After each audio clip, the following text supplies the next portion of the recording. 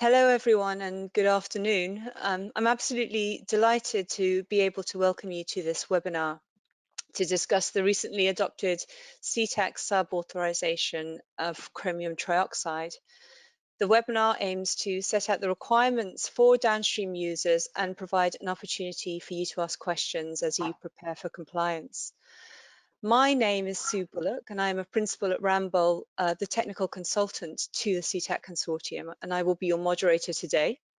I'm joined by Ursula Schliessner of Jones Day, the consortium manager and the current chair of CTAC, two of my colleagues at Ramboll, Thomas Burke and Katarina Rudolph, and Dirk Wietholter of McDermott and Thoney, representing the CTAC authorization holders. Our team has worked very closely together on the legal, technical and commercial aspects of the CTAC authorization for nearly 10 years, and we're continuing to work together to maintain and deliver the requirements of the CTAC authorization into the future. Before we start, I will take a few minutes to explain how the webinar will work. The meeting is scheduled for 90 minutes, and we expect the presentations will take about an hour, and there will be an opportunity for questions and answers after that. The webinar will be presented in English, but translations of the presentation are available in German, in French, in Italian and Spanish.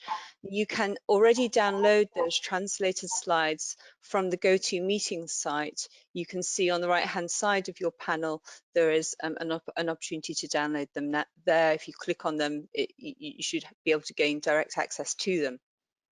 The webinar is being recorded, and a recording of the webinar and copies of the presentation in the 5 languages will be available to all participants. We're going to keep you on mute for the duration of the webinar. There are almost 1,000 registrants, so it is not practical for us to do anything else. However, we would very much like you to ask questions, and you can do this via the questions function, again on the GoToMeeting panel. We'll try to answer as many questions as we can today. And if we cannot get to all your questions today, then we'll follow up after the meeting. If you have any questions after the webinar, you can, of course, contact us. Our agenda today is fairly simple. Ursula Schliessner will start by refreshing us all on the background to the authorization and progress so far. Ramboll will then provide first a general overview of the granted authorization conditions, followed by a more detailed look at exactly what those conditions involve for downstream users. Dirk Wietholter will then discuss the way forward over the next 4 years. So with that, I'd like to hand over to Ursula for an overview of the history of CTAC. Good afternoon, everybody. This is Ursula Schliessner from Jones Day. My task today is to simply set the scene for what we have done essentially over the last 10 years on this topic. And Dirk Wietholter towards the end will guide you on what we will do next. So to refresh your memory, in 2010, Lanxess, at the time lead registrant for chromium trioxide, brought together several companies, including also other registrants, to discuss the authorization of chromium trioxide under REACH. At that time, chromium trioxide was not yet on Annex 14, so it was a very early initiative. A pre-consortium was set up at that time to map the users. In March 2012, the CTAC consortium was set up consisting of 154 companies to collect information for REACH application for authorization. This was a huge undertaking to set up this consortium. There was plenty of discussion on how to map users and to remap users, and which approach to take on authorization, because at that time no REACH authorization had ever been submitted. What is important to note is that there were many downstream users in that consortium, plus also OEMs. The collection of information in CTAC was voluntary. We asked, that was set out in the consortium agreement, so the members of the consortium could or could not submit information. This proved over the time as a bit unfortunate because we lacked exposure monitoring information. And we also realized that the consortium was very broad in scope and that many downstream users did not provide detailed information on their individual uses and on the alternatives that were or were not available. Nevertheless, the task of the consortium to develop a draft authorization dossier was completed with an enormous effort of everybody concerned. At the end of the work in 2014, obviously everybody was able to use the draft authorization dossier for their own purposes. At that time, chromium trioxide had been listed on Annex 14, and everybody could develop and file their own application for authorization with the help of the common dossier that had been developed. But it turned out that many downstream users felt it was more appropriate that the authorization should be filed what we call upstream by the registrants of chromium trioxide, mostly importers. So the upstream registrants decided to volunteer for filing an upstream application, and 7 upstream applicants organized a new consortium, the so-called CTAC Sub or CTAC Submission Consortium, to file joint upstream applications with the AFA developed by the CTAC. The CTAC Sub sent the draft application for authorization to ECHA for comments, and ECHA, in fact, importantly to note, ECHA had no comments. ECHA rather encouraged the CTAC Sub to submit quickly and called it a so-called icebreaker application. There was a certain recognition by ECHA that otherwise, if there had been no upstream applications, the task would be enormous because there were thousands of users of chromium trioxide in the EU. It followed that in May 2015, we filed the AFA with ECHA. The process was quite smooth, although we had substantial RAC and CEAC ECHA committee questioning and asking for additional information. And ECHA issued positive opinions in 2016. The European Commission afterwards, unfortunately, took more than 4 years to issue the authorization decision, and there was intense scrutiny both within the Commission as well as from the European Parliament. The Parliament even issued a resolution asking the Commission not to authorize the application for authorization. After those 4 years, and finally, as a Christmas present on December 18th, 2020, we received the authorization that we had asked for in 2015. You should also know that we were fair and transparent and open and allowed third parties to apply for a license so that they could also use the draft authorization dossier. And we had in total 13 licensees that took that opportunity and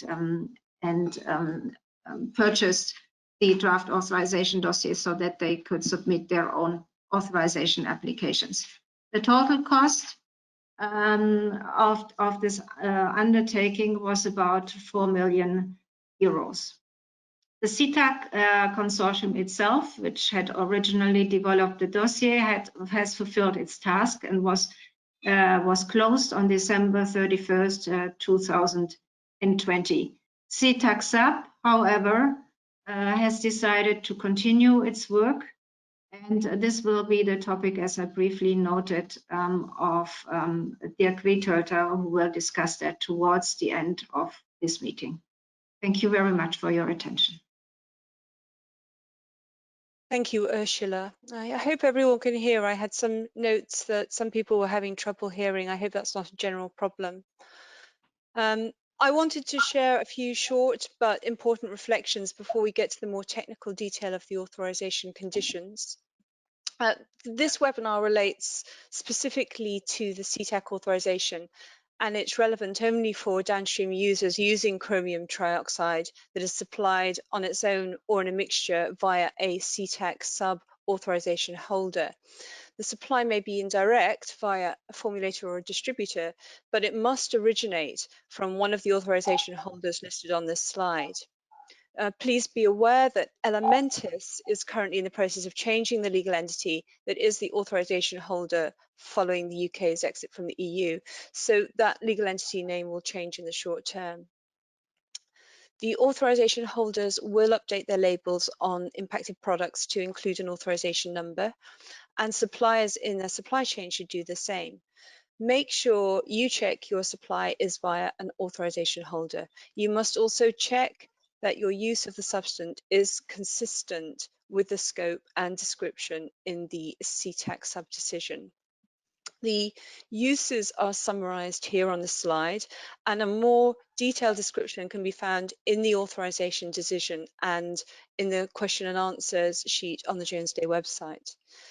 The uses that are covered include functional hard chrome plating, surface treatment applications for the aeronautics and aerospace industry, surface treatment across other industries, miscellaneous industries, passivation of tin-plated steel, and formulation of products for the purposes of these specific uses. The relevant deadline for each of these uses is the 21st of September 2024. It's also very important to understand that the authorization decision does not include use 3, functional plating with decorative character. This use is not discussed in this webinar. There has been extensive recent activity through CTAC in relation to this use, and we expect further information later this year, and we will keep downstream users informed on this separately. It's also very important to understand that the authorization decision modified each of the descriptions to explicitly refer to key functionalities of chromium trioxide. An example of the key functionalities specified for use 2 are included here on the slide. This means you must also ensure that your use is consistent with the key functionalities in the authorization decision for the relevant use. You're also required to notify the functionality relevant for your use and provide appropriate justification. The key functionalities and the justifications are provided in the updated CTAC Sub Q&A that I just referred to on the Jones Day site, and Katerina will describe the notification process to you shortly. So, to summarize, in order to comply with the authorization, before you do anything else, you must confirm your suppliers via an authorization holder. You must check your use is consistent with the scope and description and the associated key functionalities that are set out in the CTAC Sub decision. And then you also have to comply with the risk management measures and the operational conditions described in the chemical safety reports and the conditions laid down in this decision. And I'm now going to hand over to my colleague Thomas Burke to explain this further. Good afternoon, ladies, gentlemen, and colleagues. First of all, I want to introduce myself again. I'm Thomas Burke from the Ramboll Germany Essen office, and I work on the CTAC application since around 2013 and later on the CTAC Sub application. And I will try to bring you in a little bit more detail the conditions of authorization during the next minutes. My colleague Katerina Rudolph will join me in that effort, and we hope at least the main messages will come to you. We will start with a very short overview on the conditions for authorization holders and downstream users, and we'll then go in a little bit more topic and see what happens there. To start with the authorization holders, they have also different conditions. First of all, they have to update the exposure scenarios and have to communicate these exposure scenarios then through an extended safety data sheet to all users of the substance. This has to be happened until March 18th this year. They further have to provide detailed guidance on downstream users on how to select and apply risk management measures and carry out monitoring programs. And they also have to develop templates for the reporting of monitoring results. Their guidance is available in the good practice sheet from Jones Day on the Jones Day website, but it's also clear that the extended safety datasheet will play a major role in that. Further on, what the authorization holders must do, they have to validate the exposure scenarios and communicate any change immediately to downstream users. This has to be happen before June 18th, 2022. And if the authorization holder is a formulator, he has the same conditions as all other users they have, and we will show this now. Next slide, please. Okay, what does the users of chromium trioxide in this supply chain have to do? First of all, they have to notify ECHA that they use an authorized substance. Secondly, they have to comply with the exposure scenarios provided by the extended safety data sheets. They fully have to implement all relevant operational condition and risk management measures described there. They have to carry out workplace exposure measurements. They have to carry out these new measurements, I really say new measurements, until June 18th this year, and then annually. And they have to, as it's for a substance which is classified as carcinogenic, they have to introduce measures to further reduce emissions and exposure. Further on, they have to document this internally and to have submitted as a report to ECHA. Further on, not only workplace exposure measurements they have to do air emission and wastewater management. They have to develop air emission and wastewater management programs, and they have to measure. The measurements have to be done annually, in difference to the workplace exposure measurements, where the first have to be done by June 18th. The environmental emission measurements have to be done on a yearly basis, but every year after that. So be aware of that, something new for most of the companies. And they have to assess the conditions and risk management measures. And identically to the workplace exposure measurements, they have to document it and they have to submit it to ECHA. That's what the next point says. Within 12 months, you have to communicate it, the measurement results with all context to ECHA, and then have to do this on a yearly basis. And you don't have to only communication of the results, you also have to include all parameters and conditions relevant to these results. For aerospace industry, for the use group 4, there are some specific requirements which also have been laid down in the appendix to the Commission decision. And but we tried, and I think we tried it successfully, to include it into the extended safety data sheet. So you, in the reference scenarios in the extended safety data sheets, you will find these specific conditions. And be aware, I will mention this several times this afternoon, you are only covered by the authorization decision and by the, if you are compliant with all these conditions. If you are not compliant, you are not covered. Next one, please. Now we go into a little bit more detail of this. And I will forward to my colleague Katharina. Okay, good afternoon, everybody. I am basically going to give you a quick guide on how to notify to ECHA. And so when do you even have to submit a downstream user notification? Well, the first point is your substance is on the REACH authorization list. Secondly, the substance's sunset date has passed. And third, you continue to use the substance based on an authorization up your supply chain. For notification itself, it is required that you have a REACH IT account. And once you have that, you log in via REACH IT, and the URL is shown on the slides here. On REACH IT, you go to Downstream User Notification of Authorized Users and start filing via Prepare and Submit Online in REACH IT. Please note that in the annex of this presentation, you will find screenshots of the notification process. And there's also an instruction video available with optional subtitles. Next slide, please.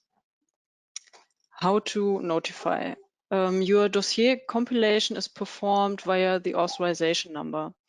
You can search for that authorization number in the notification assistant. You first name your dossier and fill in obligatory information. This is marked in red font. It is important to know that some of this information, such as measurement data, is not required right away, but can be submitted later. Why can it also be helpful to give voluntary information? This information can help the authorization holder in preparing a possible review report. How is your data being protected? Attachments and additional information are forwarded to the authorization holder, but tonnage is communicated as a range and the company name is not forwarded. You can also add more authorization numbers to a substance dossier. This might be relevant in case you have several suppliers or different products. Next slide, please. Further steps of the notification include the indication of sites of your authorized use or uses, and sites can be saved and searched for in ReachIT. And you will be able to indicate uses per site. It is also possible to administrate your information and request CBI, but of course, request for CBI needs justification. Next slide, please. In the final steps, you preview a summary and then submit your dossier. Here you will need to name a person of contact. With the submission, you will receive a preliminary submission number. And final slide, please. All further management is done via ReachIT. This includes, for example, uploading of measurement data or, for example, indication of ceased uses. It will also be possible to create PDF files for your own documentation or in case of an inspection. And then I'm giving back to Thomas. Okay, and one small part to the notification process I forgot before. The decision of the European Commission is quite similar to paragraph 66 in case of information. So in theory, you have to notify when you were first supplied after the publication date, which was December 23rd, I think. But of course, we really would ask you all to notify as soon as possible to have this more administrative issue done, and to be able later on to upload your monitoring data, which you have to do. Okay, then we will go forward with the next point. That are the extended safety data sheets which you will receive as a user until March 18th. The exposure scenarios annexed to the extended safety data sheets are consistent with the CTACSub good practice sheets in general. They include information from the chemical safety report of the application. They include additional information submitted to ECHA during the whole discussions. They include the authorization conditions, especially in the spray applications, and they describe the operational conditions and risk management measures that must be in place. To be a bit more in detail what you can expect, the structure of the exposure scenarios are relatively identical. They first start with an introduction to the activity covered, then the information about the equipment design and access, then the risk management measures which has to be in place, the personal protective equipment which you must use, then monitoring requirements and conditions, and finally they have the part of the exposure and risk assessment. As said, you will receive this as a downstream user from your supplier within the 3 months from the adoption of the authorization. That means you will receive that before March 18th. They are quite finalized, the exposure scenarios, and are currently in translation into several languages. And again, and I don't hesitate to say it, every time you must comply with these scenarios to be covered by the authorization. Okay, now we come to a very central point, which is for all regulators always very important, and don't miss that. What you have to do, you must monitor your worker and environmental exposure to chromium-6. First of all, the data is required to validate the exposure scenarios by the applicants, but also that the authorities want to check that the workers and environmental exposure is minimized and that the requisite operational conditions and risk management measures are in place. These data have to be submitted to ECHA and on request also made available to the relevant national enforcement authority. Be aware of that. The monitoring involves sampling, worker and environment, analyzing samples within a well-defined activity. I will come to that point later on.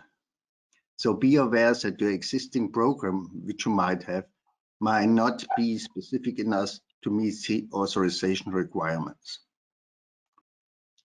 Okay, again, you have to monitor within 6 months of the adoption of the authorization. That means you have to monitor between December 18th last year and June 18th this year.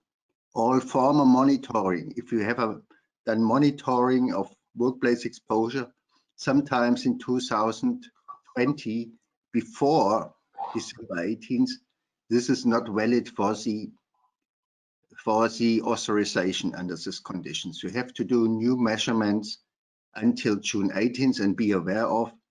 There are many companies which have to do that, so you have to plan it now and you have to look for a measurement institute which is able to do this within this time frame. You have to submit these measurements within 1 year to ECHA. That means until December 18th, and then you have to do this again annually. Measurements and reporting. The measurements, and aside from the decision, must be based on relevant standard methodologies or protocols, and they must be representative of the range of tasks with potential to chromium exposure.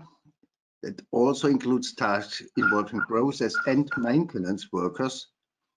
They must be representative of the operational condition and risk management measures in place, and they must be representative of the number of workers potentially exposed. If you use an external measurement institute for this task, you have at least a measurement methodology is normally a standard one, but you have to develop by yourself. I want to give you a short example how this could like, because it's not so easy. If you look at a normal galvanic facility, you will have a chemical storage area. You will have an area where loading and unloading of jigs or racks are conducted.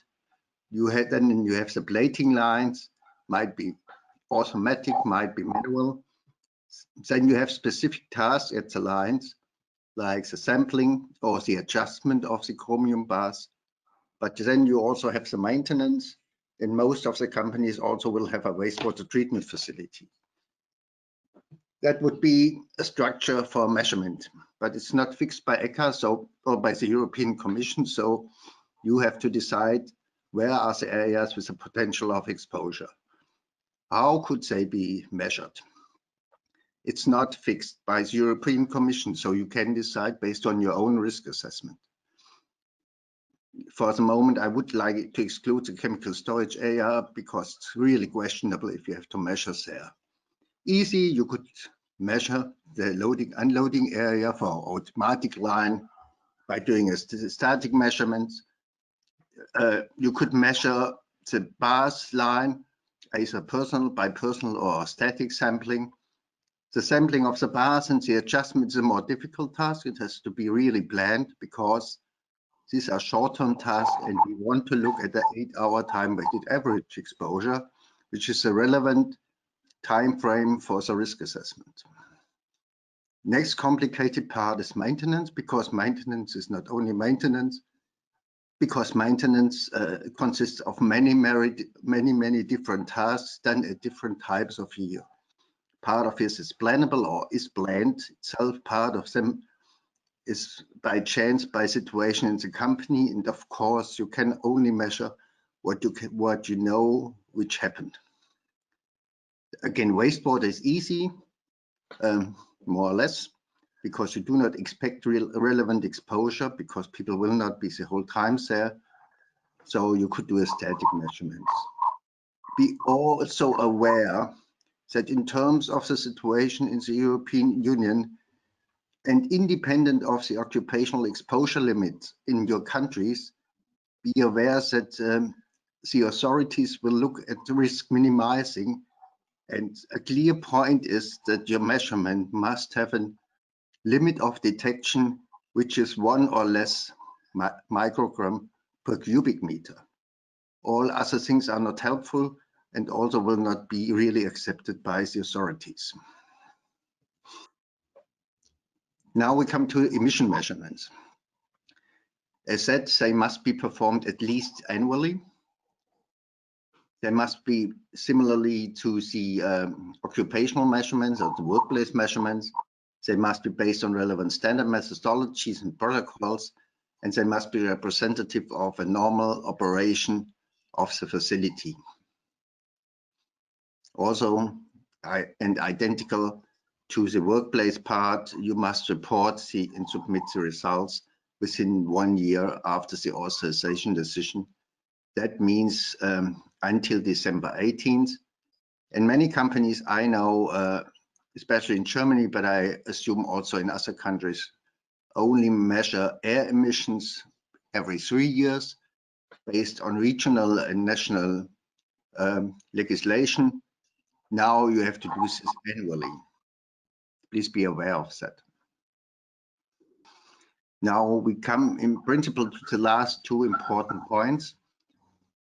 You have to assess your measurement results. So you need an internal documentation system, which is also available for possible inspections by national authorities. This internal documentation system must include the results of the workplace and emission measurements. They must include contextual information, including risk management measure. They must include information about exhaust ventilation and its maintenance. And they must include your own assessment of the appropriateness and effectiveness of the operational conditions and risk management measures, which is expressed as a result of your measurements. So that means for you, if you don't have it already in place, you need to build up a structure for that. You need to build up an electronic structure for that, set to best collect information at one place. And what you also have to do, in my experience, you need to define responsibilities within your company for people who has to do that, because they have to do that every year. So it will not be only one person, where possible it should always be 2 persons, because one person easily is sick when an inspection is in place. The second point is, you also have, apart from the documentation for potential inspectors, you have to report the results to ECHA. This reporting will go through the notification tool we discussed at the beginning, and will include also contextual information. So it's not possible only to report results, you need contextual information. There are templates available for this. That's the good practice sheet number E2 bis and the good practice sheet number E3 bis. This also will be communicated to you via the extended safety data sheet. What's done with these results by ECHA, these results will be forwarded to the authorization holders for potential use in a review report, but also possibly to the national authorities. And I can say, if you look at the templates, be aware of, it needs work. It really needs effort and work to fill this out in a way that it's reasonable and that it's usable at least from the applicants from review report. Again, to monitoring. There is no detailed ECHA guidance on that, on standards for monitoring. So you have developed by yourself your program related to workplace and environmental monitoring, and you are responsible for that. And it's not only a simple copy and paste. Each of your facilities is, even in the whole overview, might look like more or less identical, but each of these facilities is somehow unique in the user layout, the equipment, and so on. So you have to consider this. We have available in CTACSub some general guidance, and that's the same guidance which is also for the reporting. It's available in the two GPS E2 bis and GPS E3 bis. A short summary from my point. Please be aware, I want really the main topics. You have to notify your use. You have to comply with the extended safety data sheets. You have to monitor workplace exposure until June 18th this year.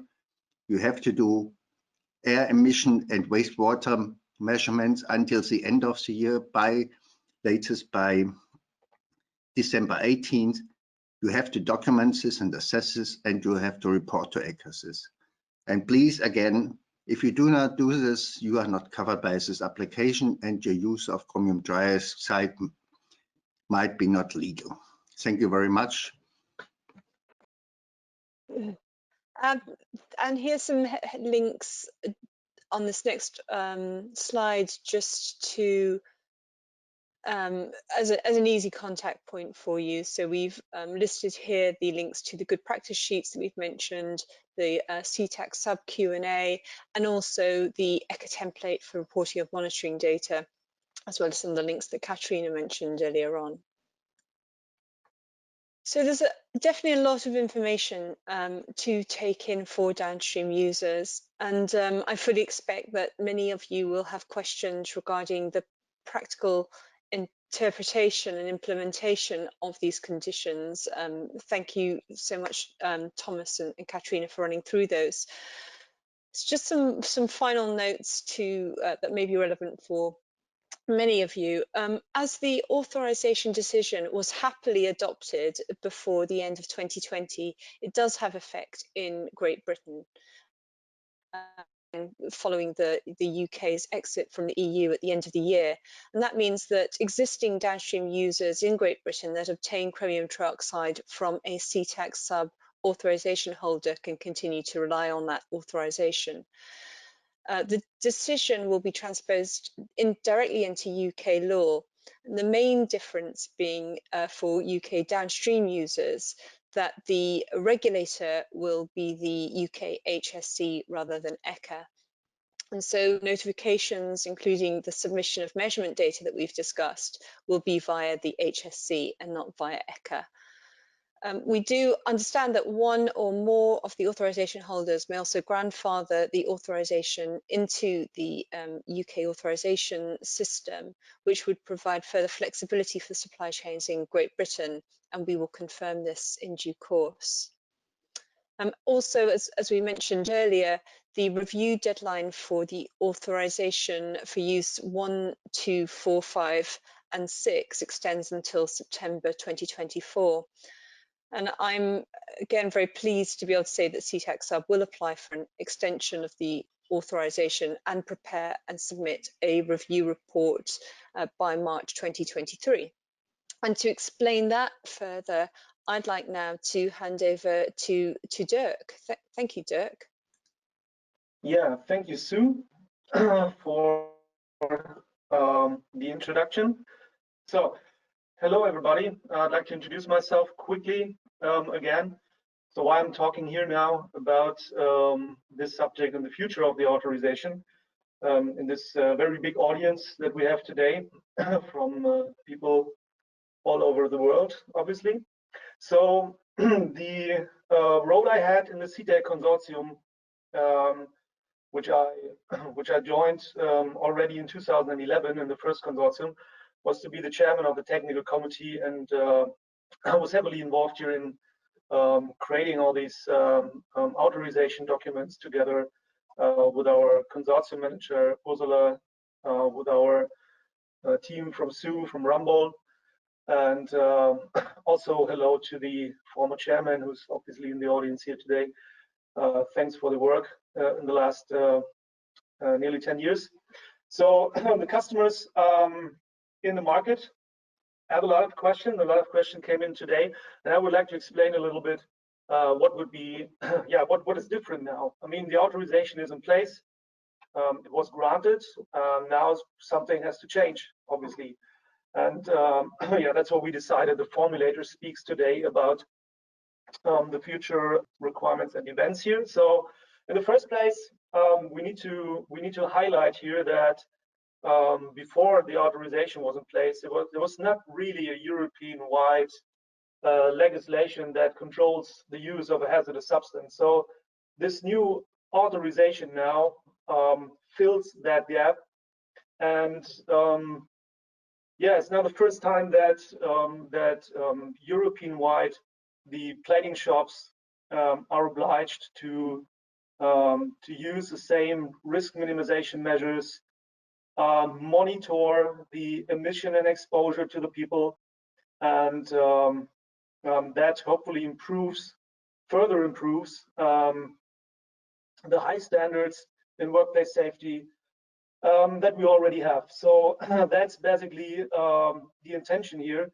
So please make sure that you understand the due dates, the deadlines, the milestones for the monitoring programs, that you understand where you get your information from to implement these risk minimization measures, and your suppliers, your direct chromium trioxide suppliers, will help you with that and provide these materials to you if you don't find it yourself. So we organize ourselves to arrange that.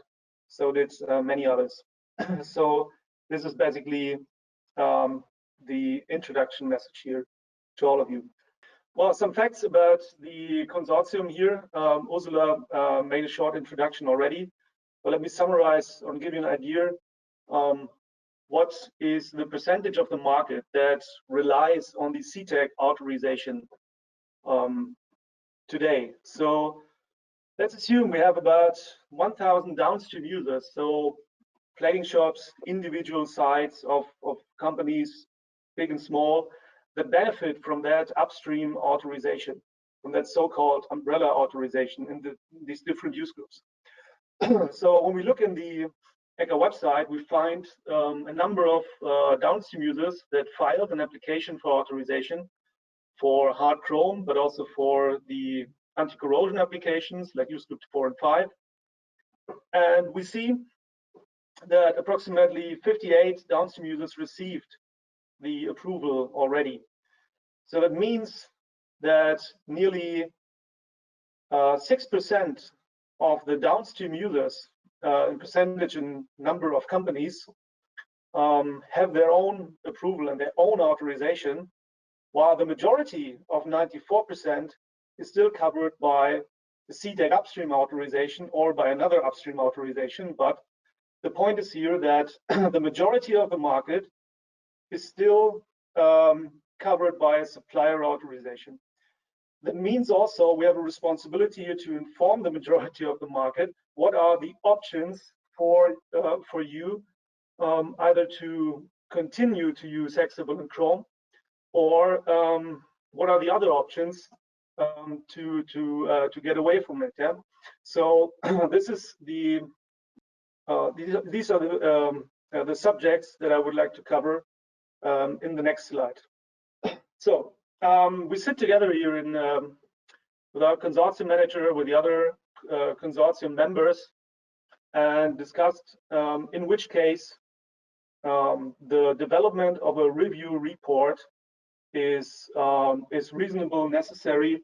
So when you look at the market size, it's absolutely obvious that there is a huge number of downstream users which in some way will need an authorization, upstream or downstream.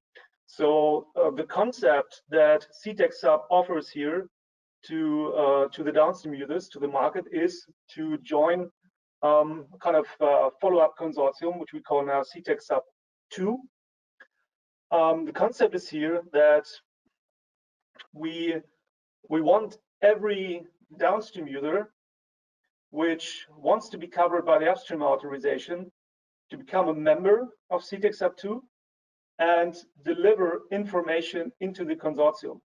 The reason for that is that there was a lot of critique on the content of the first authorization dossier, the document. So in the introduction, Ursula mentioned that the number of responses, the data that CTAC received was, let's say, not 100% complete. Yeah. So we want to make sure that the new review report is absolutely representative, and every downstream user in the market that wants to be covered by the upstream authorization is somehow represented with data in the review report. Yeah. So the only way to achieve that is a full commitment from the downstream users, and therefore we invite you here to join the CTACSub 2 consortium and to become a member, to cover your use, your site with an authorization after the review period, after 2024.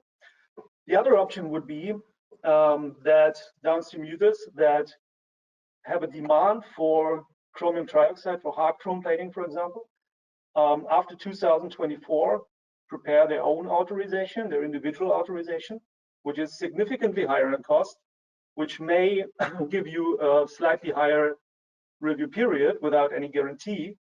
But this is the alternative way. Yeah, so join a group, go your own way. What we need to highlight here is it doesn't matter for which option you choose, you have a requirement to continuously improve the exposure scenarios and the emissions of X-Chrome. That's for sure. It doesn't matter which way you want to go. And you need to develop reports, provide data about substitution efforts in the future as well. So none of this concept can take that obligation from you. So we offer you here a very cost-effective and let's say cost-effective system or solution with a team that works together now for nearly 10 years. So we have in CTAC an infrastructure which knows the subject for quite a while and successfully pushed the first authorization over the goal line. So I think that should give you some confidence. And Sue, please, the next slide. To give you an idea about the cost for that, because very likely the cost is the first question. So a downstream user would pay in CTACSub around 15,000 euros membership fee. So the review period, the normal review period, that would be an objective to achieve, would be 7 years. And when you divide these 15,000 euros by 7 years, the annual contribution to CTACSub would be around 2,140 euros. We know from a number of downstream users which filed their own authorization that this can be quite costly. So we've seen numbers between 200,000 up to 400,000 euros for an own individual authorization. The benefit is that the individual authorization often received a slightly longer review period, but when you divide the review period by the amount of money you spend, you end up with a significantly higher cost per year for your individual authorization. So it's really your choice. What concept do you like more? From the free market perspective, let's say, there's not much difference, I would say. So in the CTACSub 2 consortium, we have, let's say, the majority of the chromium trioxide importers. They show their commitment to CTAC Sub 2 already, as well as our company. And we hope that this system will, the CTAC Sub 2 concept will be successful. So the deadline here for the sign-up period would be March 2021 latest. So this is the sign-in period. So please take the please take the documents that have been provided by CTAC Sub 2 if you don't have it yet. So please go to the Jones Day website and download it, and make yourself familiar with that concept here and take that seriously into account. What you should really be aware of when you consider CTAC Sub 2 as an option for you for covering your plating site with an authorization beyond 2024 is that you have to show a commitment to an active participation. So it's not like you just pay money and the authorization comes automatically. The only way to get covered by an authorization is to provide data, and the data will be processed by a technical consultant to make sure that your information is not visible by a competitor or by a supplier. So that should give you also some confidence here. And the system worked now quite well. And one condition of reach is no data, no market, or in this case, no data, no product. So if you make no decision at all, there would be a hard stop on September 21st, 2024, which is the review period for the majority of the users here. So that's really important to understand. So please read the CTAC Sub 2 proposal, make a decision within the next 2 months, and it's really for your benefit here. Okay, there may be some companies that do not want to cover their business by an authorization and they need an exit strategy. So in case you do not want to continue hard chrome plating or your anti-corrosion surface treatment, you need to completely phase out the use of hex chrome by September 21st, 2024. And you probably need some lead time here to make that decision. So if you really consider a phase out, you should make that decision before September 2021, so this year latest. So the reason is, in case you decide you need a little more time for using hex chrome and you want to extend the use, the development of an authorization document and the response time from the European Commission, the response time is like 18 months. The preparation time can be 3 months to 1 year, depends on how complex your case is.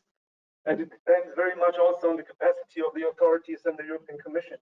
So you need to have some lead time to make that decision, to be able to finally make your own authorization application in case you miss the sign-up period of CTAC Sub 2.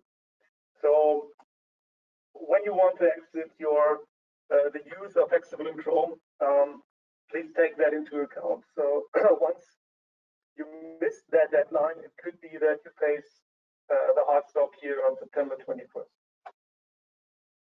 So take that into account, please. So the summary here of that presentation. So and that's a message really to every one of you who's a user of hexavalent chrome in the European Union. The time is now to make a decision for the future of your company. How do you want your company to be covered by an authorization? Do you want to continue to benefit from the upstream authorization? Do you want to have your own authorization? Do you want to exit the market? It's now the time to make that decision, and the time is ticking here. So the CTAC consortium offers you a solution which is cost-effective and which covers your individual needs. CTAC Sub has an established structure with experienced teams and members, and the authorization holders already committed to join CTAC Sub 2. Yeah, so you have that commitment, and there's no surprise that you join the consortium, and then the ones who hold the license just disappear. Yeah, this has already been agreed among the members here. The sign-up period, yeah, ends in March 31st. So consider enough lead time to make the decision. So don't wait until the last day, and make the decision as early as possible. And if you miss that March deadline, you need to kick off preparation of an individual authorization. Now, this is more expensive in the end. So keep that in mind.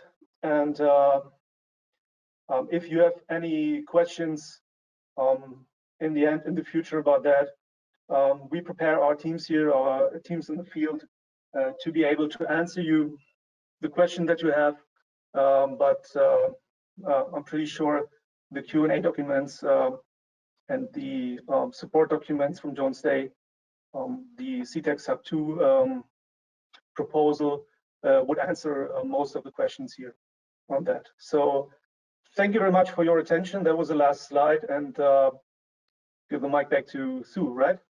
Yeah, that's right. Thank you so much, Dirk. Thank you. So, I hope that you all enjoyed those presentations and found them useful. Obviously, there is a lot to take in, and some challenging concepts for everyone. So, for example, it's quite clear that worker and environmental monitoring is now an urgent topic for all downstream users. Thomas, you mentioned that the existing monitoring programs might not be sufficient to meet the needs of authorization, and that specialist knowledge and expertise is required. And we've received a few questions around that. Also, that the monitoring data must be submitted to ECHA and will be critical for the credibility of the review report that will be used to support the extension to the authorization. So I have a couple of questions, and maybe I'll ask them together, but we can revisit them if necessary. Firstly, what practical steps would you recommend companies take to set up the program in the right way, and are there any pitfalls to avoid? And then secondly, maybe just quite a few people have asked about using existing data. Can people use existing data or current measurements? Could you maybe respond to those questions? I think I can respond to the last question at least as first. No. The measurements have to be done, have to be conducted after December 18th last year. This is completely clear. New measurements between December 18th, 2020 and June 18th, 2021. You cannot use more older data. And if you do it, it doesn't help. It doesn't help at all, and is not valid for the authorization conditions. For the first question regarding how to practically implement the monitoring programs, some companies might have that. Many companies only measure time by time and only measure specific areas. For example, they measure at their plating lines. This is clearly out of the scope now. You have to really define in which areas also at least a potential for exposure could exist. And don't be too sure that no exposure can exist, because as the measurement devices improve and the measurement strategies improved to even measure below 0.1 microgram, you will find hexavalent chromium in many places. That means you will also find, even on a very low scale, and not always, you might also find it in the unloading areas. You will find it in any case at the maintenance. That's a completely new, nearly no one measured maintenance before. You have to define what you can measure within this half year and what is reasonable to measure. And you have to decide how you cover tasks like sampling and readjustment. So first of all, you have to do a risk assessment and a strategy development at your site. That's completely clear. That's not easy, but there are ways you could do that. But first of all, be sure that it's not completely what you have done before. You really have to define what you have to measure, and the measurements have to be comprehensive. So you need to measure nearly all tasks and work areas in relation to chromium trioxide exposure. So that's a point. It's something I also want to say. If there are specific questions or if you have general issues with the whole conditions, please do not hesitate to contact us. That's of course we have the experience, I think, to support you in that way. But to be in much more detail at the moment, that would be too much for this webinar. I completely agree, Thomas. I think that, just so you all know, there is also and I hope you've all been and seen the good practice sheets already. It's definitely worth a visit to the Jones Day website if you haven't been there before. There is guidance on selecting and applying risk management measures, which is also very important before you start to do any monitoring. But certainly we do expect there to be questions. We have been working with some very experienced organisations who have questions, so we know that this is difficult and challenging, and please don't hesitate to come to us with questions.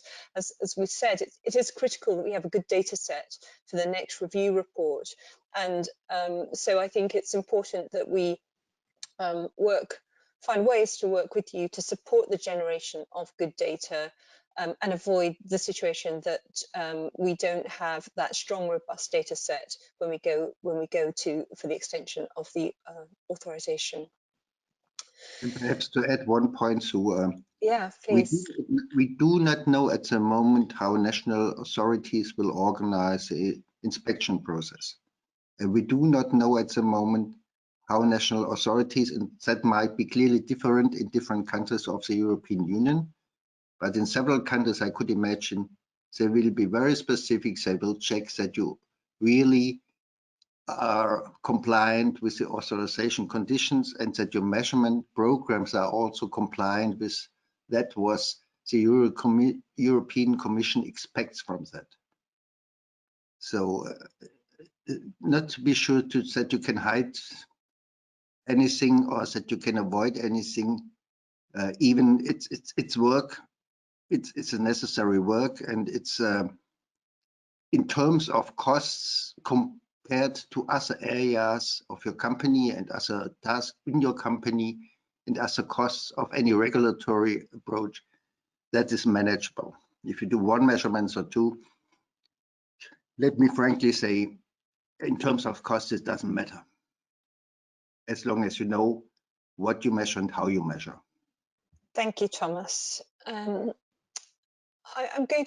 have received a lot of questions, and some of them are slightly duplicative. So I'm going to try and take them in turn, and forgive me if there's not a lot of order to that.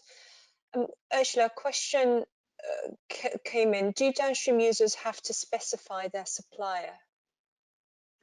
Yes, and I have answered that in the written remarks. I'm busily typing away.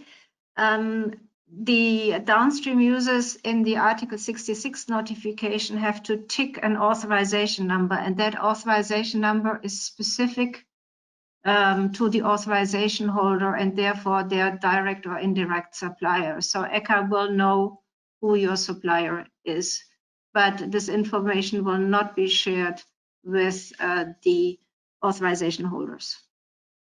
Let me just see. A question from a good friend here. Glad to hear. So, Thomas, it could be a tricky one. Good afternoon. Can you please correct the fact that for air monitoring, limit of detection must be lower than 1 microgram per meter cubed in order to demonstrate low exposure? If you cannot reach value below 1 microgram per meter cubed, you will not demonstrate compliance. Typical level of detection should be 0.025. Thomas, I know there's been a lot of discussion about getting the right level of detection for these measurements.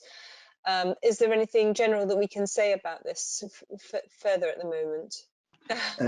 For the limit of detection of workplace exposure measurements, meanwhile, it's common that you are able to measure below 1 microgram. That's not a problem at all.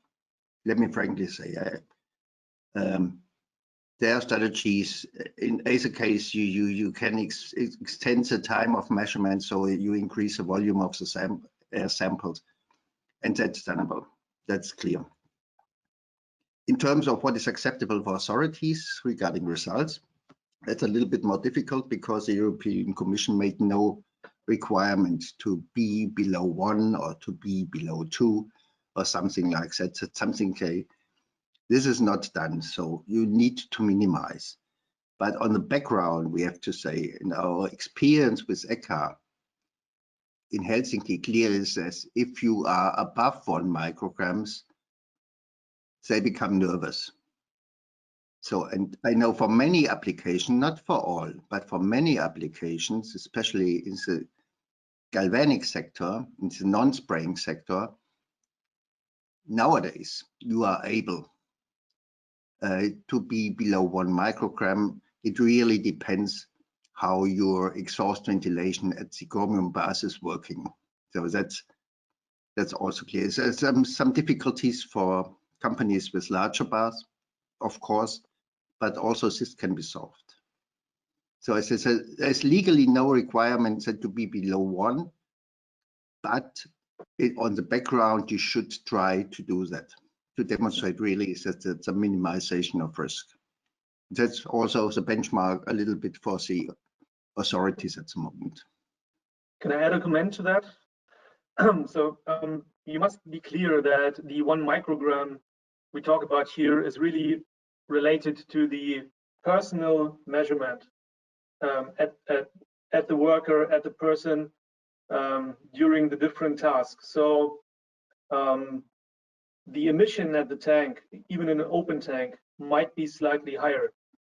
And it depends on use of a surfactant or a ventilation system or a coverage. So the exposure scenario is getting better the more risk minimization measures you implement. But here we talk really about the exposure, the personal exposure over the whole working day. And that's typically 1 microgram is typically easy to achieve because the workers do not put their nose over the bars, all day long. That does not happen very often. I think never. And therefore, we have seen also in the authorizations that were filed in the past that these low exposure levels have been achieved even with bigger tanks. So that should not be a headache for the downstream users in the market, I think. Thank you. There was a question, I mean, it's slightly related. There are a lot of questions coming in about measurement and monitoring. And there was a question about asking about recommendations for laboratories, and CTAC did discuss this, but decided not to provide a list of laboratories at the moment. But again, if you have problems regarding laboratories, then if you come to us, that would be something that we can possibly discuss. Ursula, I can see as we're working through this that you're actually managing to respond to quite a few of the questions in real time. I don't know whether you feel any of them are really relevant for this call and worthwhile sharing to the bigger audience. You're quite diligent there, or whether I should just continue reading through those that haven't been answered. Well, I think there are some technical questions to which I cannot answer, so maybe we have to answer them later. I don't know whether we can complete this here. I also see that there are a number of repetitive questions. So those that ask no questions, maybe you look whether the same questions have been asked before.